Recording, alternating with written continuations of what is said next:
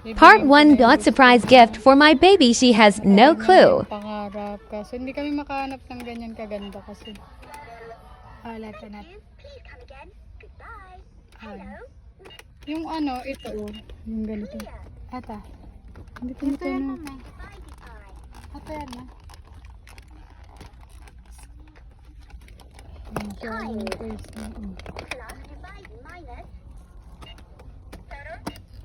Pass. Kasab.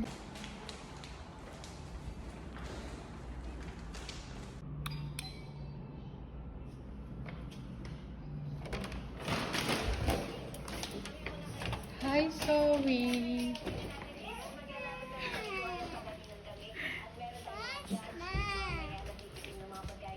So,